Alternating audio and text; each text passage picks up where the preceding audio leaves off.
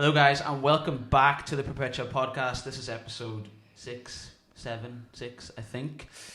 Your host today, James Rankin, and I'm joined by the lovely Ciara McNulty. Ciara McNulty, otherwise known as the fake vegan.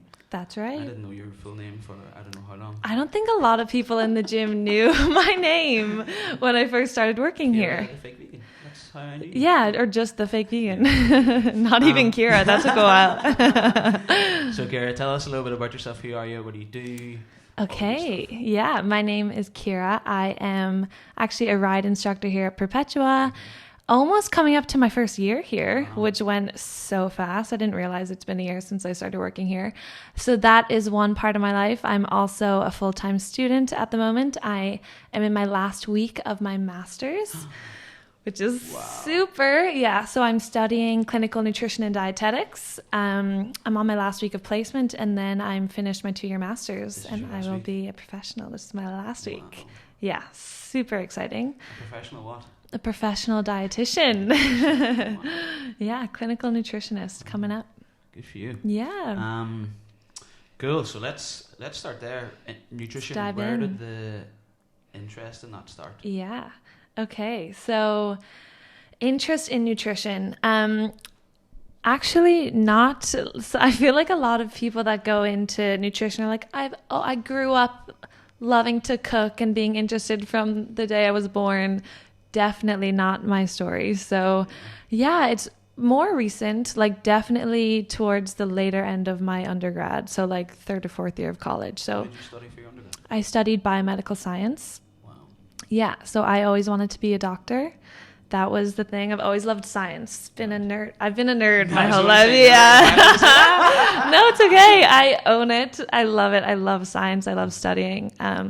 Yeah. So I always wanted to go down the field of medicine, but obviously in Ireland you have to do a lot of extra exams that are not sort of studyable. So they're like the HPAT and the GAMSAT, whatever.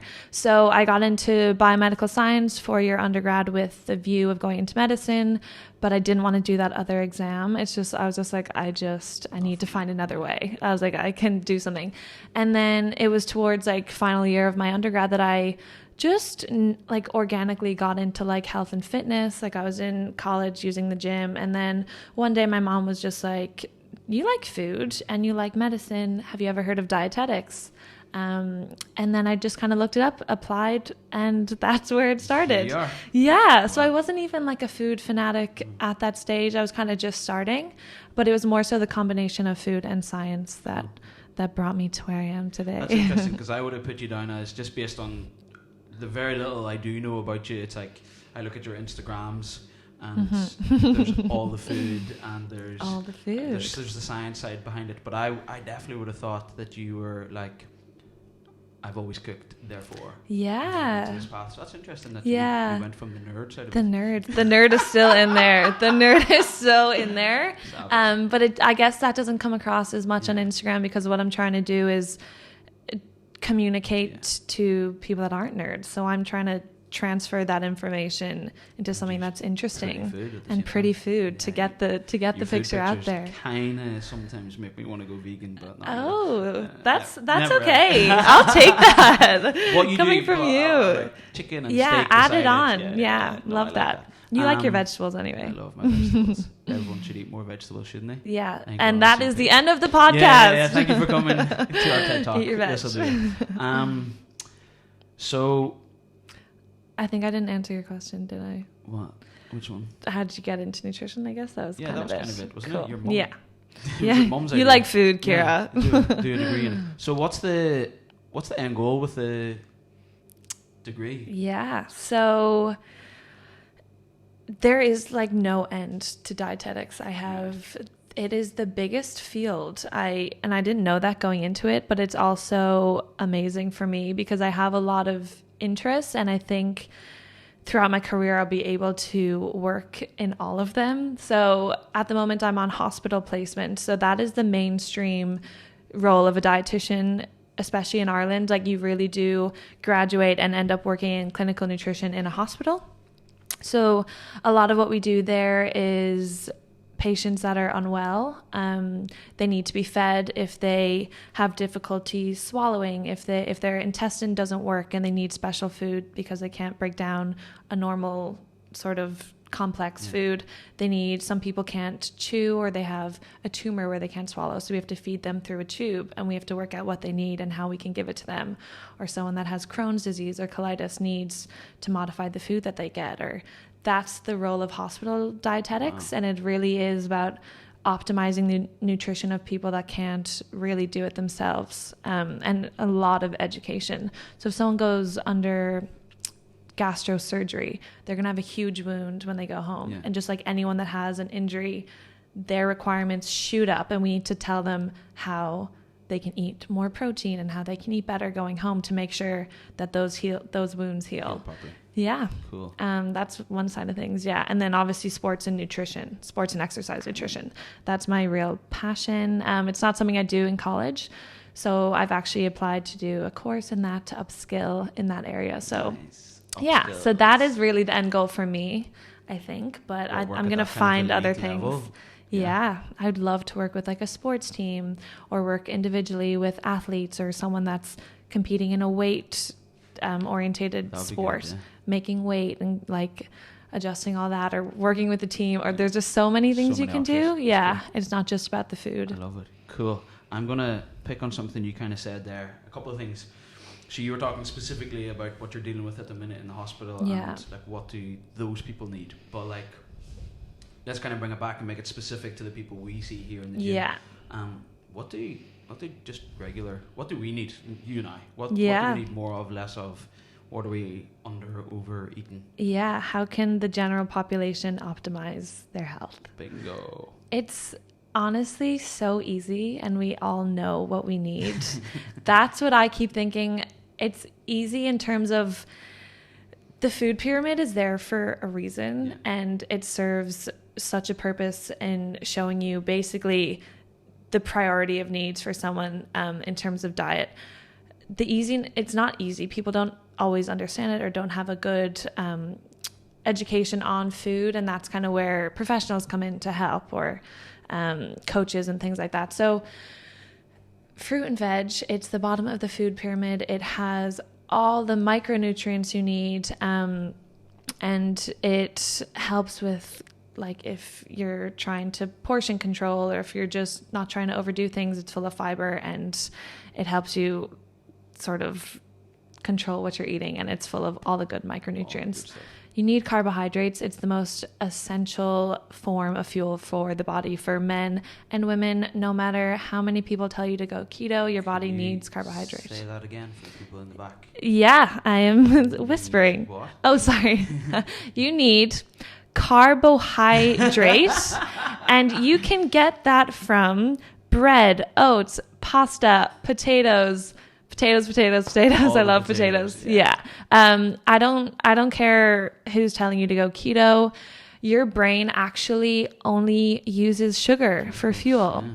And it's not going to get that from an avocado. So please eat your carbohydrate. Have your avocado, but have it on your toast. On a sourdough from Bread 41. That's the second time we've plugged Bread 41. We must tag them in this. We must. Yeah. This gym is fueled by Bread 41. True. Protein for muscle building, obviously, but I also don't think you need as much as you think you need. Yeah, there's more science coming out about that, isn't there? Yeah, it's the topic of sports and exercise nutrition. Obviously, I think some people think they're eating more. They find it hard to eat enough, and then the other spectrum is someone that is only eating chicken breasts and protein shakes. So it's like, where's the balance there? Fats are essential for everything, especially hormone health, and then you also need to enjoy your food and have chocolate probably once a day. So that's I didn't condone that to my clients. Just like a bite. Yeah, you need to enjoy life. Though, isn't it? Yeah, that is the problem.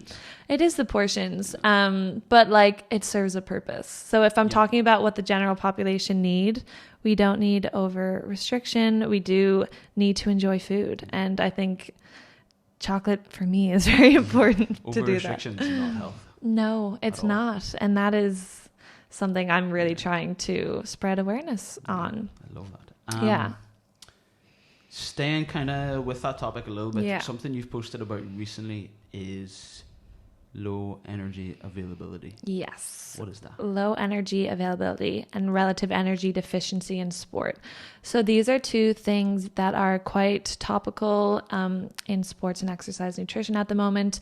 Limited research in terms of this research is only really being done in elite athletes, just because that's where the funding comes from. And that's why relative energy deficiency in sport is titled that. Like it's called in sport, but it is applicable to your everyday person, someone that is physically active.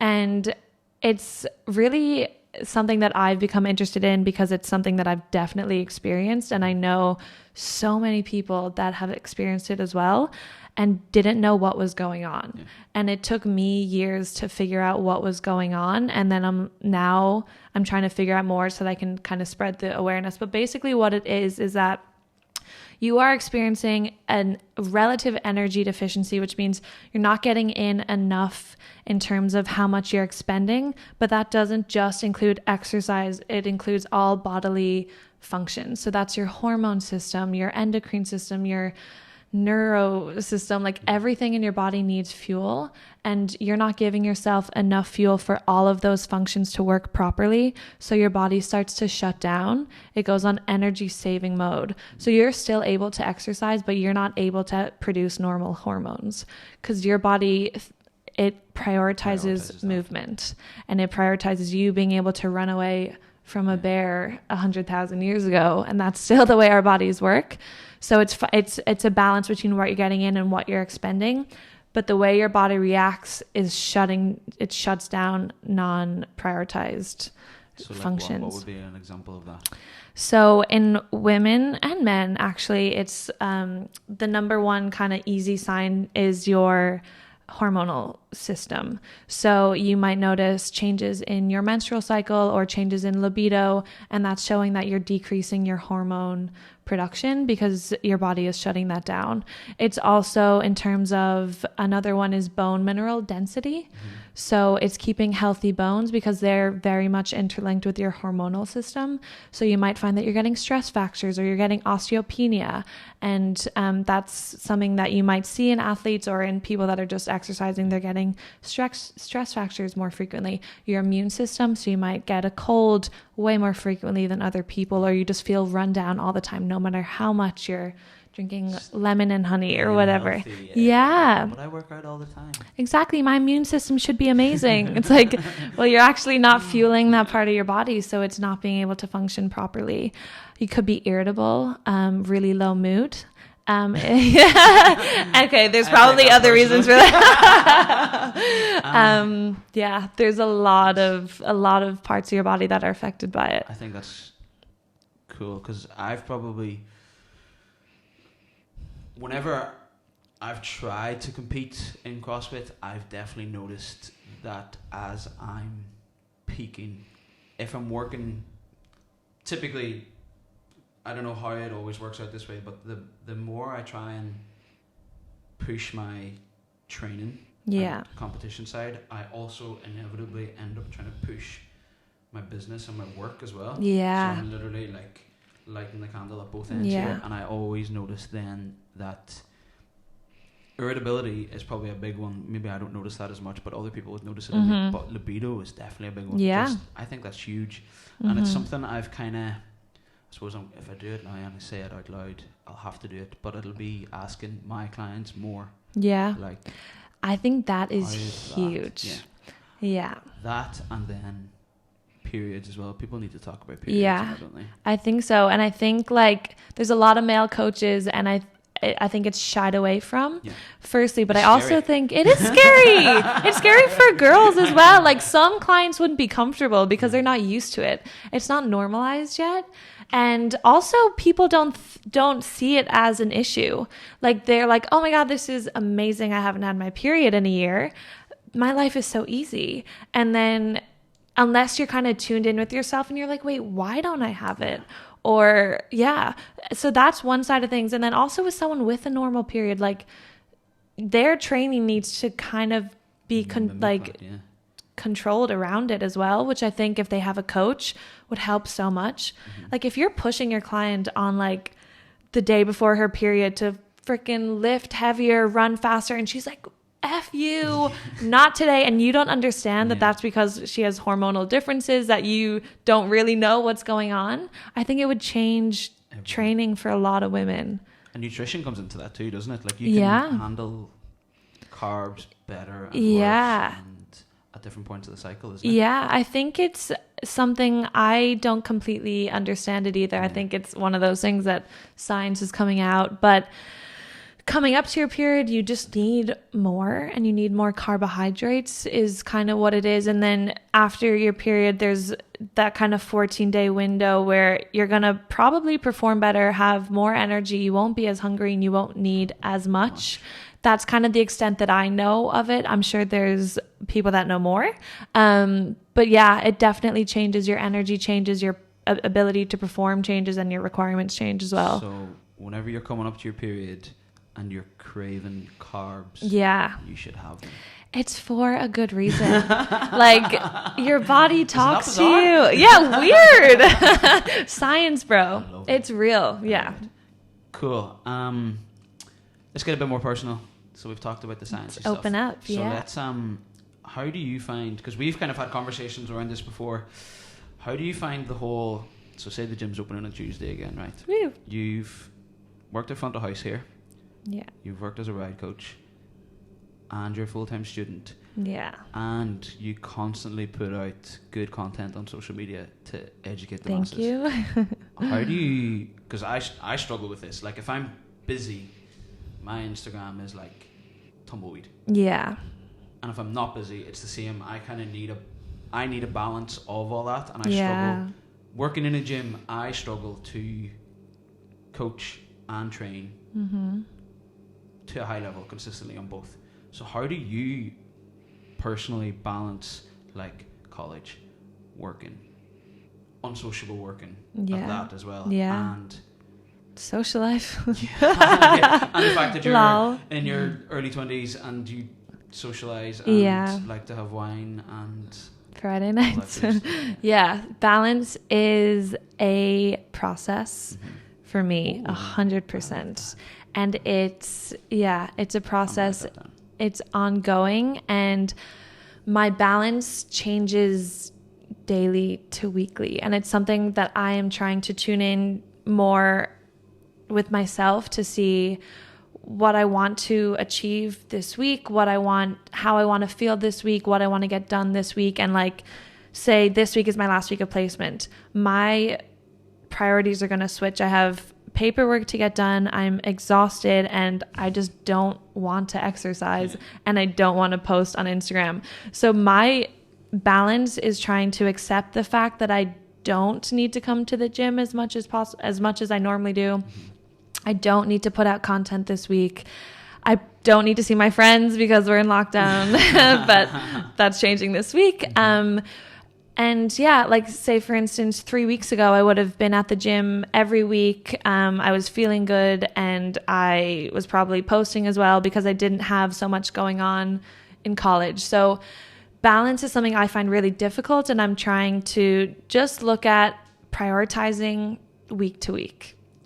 It's the only way to do it. It's like trying to say, okay, I have a huge deadline this Friday. If I'm going to put that off just because I feel like I need to go to the gym and I end up not getting anything done, I'm going to feel like SH1T. And I'm going to feel so bad because I didn't get my priorities done because I thought that my priority was going to the gym, where it's not. So you just need to really hone in and ask yourself those questions. And understand that one missed day or one week of... Do you know and what? not even one day. Yeah, I got a text yesterday from one of my clients, and she's going to know who I'm talking about because I actually just sent a bunch of laughing emojis back at her. She was stressing because she texted me saying, training this week has been up the walls. It hasn't gone to plan. Can't wait to get back next week and get back at it. And I texted her and I was like, listen, you look great, you feel great, like work's going well, life's going well. It's okay if you miss a week of training. And she texts me back saying, oh, I've not missed training. I just haven't trained as much. So she was doing like, maybe she was getting programming from me for some accessory work, and she was doing the live classes. Oh, right. Yeah. And there was days where she was just getting the accessory or just the live class. Yeah. So she still trained like 5 days. Yeah. Out of 5. And I was like, it's okay. We're so it's ingrained in us. More. You posted about this yesterday? One of the days is a blur. Why does everyone feel like that's what we need to do? I'm so guilty of it as well. I'm sure you are too. I'm getting really good at not being guilty about it. I've gotten really good too. In like the past 2 weeks, I've really tried to be like, where is that coming from? It's coming from social media. 100%. And why are we putting the pressure on ourselves? It's not as if I have someone telling me I need to do anything. It's all internal. And it feels really good when you understand that it doesn't need to happen. Yeah. Comparison. Thief of joy. Yeah, I've kind of found recently, we kind of spoke about this whenever we were having our coffee there, like seeing other people train and other coaches. And I'm like, I need to do that. And I was like, do I? Nah. Like I've put on, in 6 weeks, I think I've put on about 1 kilogram. Okay. But I've trained on average in 6 weeks 3 times a week. And how do you feel? Physically good, yeah. I'm sure you do. And I don't look, I'm a little bit fluffier, but and that's with your own eyes. I'm sure not one person would see a difference. Exactly. And your body feels better. And you're probably, let me just guess all the things that you're feeling. I just want to know if I'm right. Like, I don't know if you're feeling like less anxious and just more energized, happier. Libido, I don't know. We don't need to get into that. But there's so many things. That's for this podcast, no. But you can just have a think about that yourself. Yeah, it's huge though. It's definitely something that I've struggled with, and over the past, and I say 6 weeks, but maybe since the last lockdown, like, because I got really busy with work and that, where I just kind of went, like training's not the, I can maintain and get away with doing this. Like, why would I do 6 sessions a week if I can look the same, feel the same, and have more time by only doing 3 sessions a week? Mind blown.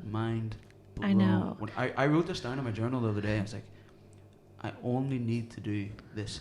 And I've started, I'm actually just thinking now, if I apply that to everything, so with my work and with my ambitions and with my, because there's times last night this morning, I didn't get out of bed until what day is it? Yeah, 8. I know. Yeah, I didn't get out of bed till 8 o'clock. I was watching the rugby and I was like, oh, I wonder, will I get any work done today? Like, can I start? I'm trying to do some PDFs. I want to film some content. I want to do this podcast. I'm like, where am I going to squeeze it all in? I'm like, let's just do the one thing today. I think we're separated at birth. Just from hearing that. I used to be the same. I would get up like this. Sorry, this is about 4 weeks ago. I've changed. I've changed in the last week. I used to get up, try to do like 2 hours of college work, go to the gym, meet someone for coffee, make Instagram content by like 4 p.m. And it's just been since opening up about that mindset to other like-minded friends or people in the gym. And they're like, why though? Why do you feel like you need to do that and to just be go? And sorry, it's been 2 weeks, but I've given myself the morning and my mood has changed. I'm getting the same amount of stuff done and I'm not like literally up here like anxiety. I'm not going to call it anxiety. I don't have anxiety, but I just feel there's that better anxiety about I have to do the thing. But why does it have to be like before 12 p.m.? Do you agree? Yeah, it's huge. Wild. Yeah. I'm sure a lot of people listening also have the same mindset. It's like you wake up and this is your weekend. This is the time you're allowed to relax. And this is the time you want to push yourself to do more and more and more. because you have this checklist to get done. 100%. But we all have the same amount of hours in the day, and it's going to get done. It is. And you need to prioritize, and that's where the balance happens. You have to prioritize that downtime as well. And yeah, it's so forgotten about. If you can, guilty. Yeah, if you can get shit done in 4 hours, I think that's actually the first curse word in this podcast. I did it. You slowed down. But if you can do something in 4 hours, but like, or if you can do something in 4 hours, why take 8 hours to do it? Like, why get up at stupid o'clock in the morning to this whole 5 a.m. club? Is like this idolizing Elon Musk and Jeff Bezos, and like comparing, like, I wouldn't want to be Elon Musk. Good. I can imagine that, like, he is horrible to be around whenever he's not at work. That's all he cares about. And I feel like people in that mindset with their friends or with their family are so in their own head and so checking off the things they need to do. They're not listening to the people around them. They're not fun to be around. And they're not just like present. And it can happen to all of us. But once you realize that you can do something to change it, like really small things to change it, change your life. I heard a good one on a podcast the other day, and they referred to it as hustle porn. Oh my God, I love that. It's like looking up to the Bezoses and those type of people. It's like, 500 billion or whatever it is he has in the bank. But like, what does he do on Saturday? What work? Yeah, it is really idealizing the more mentality. And you don't need to be Bezos to be that person. I think society is making that person in everyone. Like, I don't know one person that isn't like feeling anxious about doing less, especially during lockdown. Like, I think that's really come out in a lot of people, and people are finding it hard to accept the fact that they're being allowed to slow down, even though during non-lockdown times we are all allowed to slow down. But it's scary. It is, yeah. And that's something else I talked about on Instagram. Just how many times have you heard someone say, I don't like doing yoga, I don't like doing Pilates, it's boring, my meditation is like CrossFit and running, because like I don't like listening to my own thoughts, and like I want to physically run away from them in the CrossFit room. And it's kind of just like, why don't you like slowing down? It's probably because those thoughts are going. It's like, I should be sweating, I should be doing something else, I should be doing work right now. But when you're in such like a high intensity exercise, you're actually blocking those thoughts, and people are thinking that that's their meditation because they're forgetting.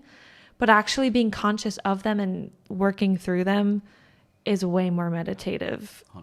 It really, And that's going to bring about better levels of health and self-esteem and all that sort of productivity stuff. Even, which is the goal. And like, it's our mindset that's like affecting us from getting there. Like, we're actually stopping ourselves from reaching the goals by doing the things that we think we need to be doing to get there. It's like being on that hamster wheel, isn't it? Oh my God, a vicious circle. Horrendous. Of society. Wow. Mind blown. Yeah. I love that. Yeah. I really like that. That was great. Great job. Yay. Ciara, where can the people find you? So Instagram, at @thefakevegan_. Where did that come from? Oh my God, where did that come from? Actually, yeah. So when I kind of started the food interest and changing my diet and wellness, I've always had the mentality of just incorporate more better things rather than black and white restricting blah, blah, blah. So I really liked the whole plant-based diet lifestyle, but I was never convinced that I needed to be vegan. Like, I liked the idea of incorporating more plants, more vegetables, more soy products, but I still need my Ben and Jerry's. So there comes the fake vegan. I do a lot of like things in line with the plant-based lifestyle, but I also do a lot of other things that aren't in line with that.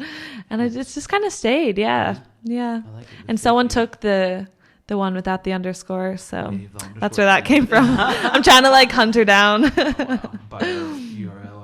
Yeah, exactly. Savage. Yeah, thank you so much. That was great. On. Yeah, of course. 30 minutes on the button. Guys, as always, if you did find this helpful, please like, share, tell a friend, and just watch our next one. Yeah. See you back in the gym soon. Yeah, and we'll see you. Yeah, well, the gym will be open by the time this comes out. Yippee. So, yeah, the last lockdown podcast. Yay. Guys, thanks again. Thank you.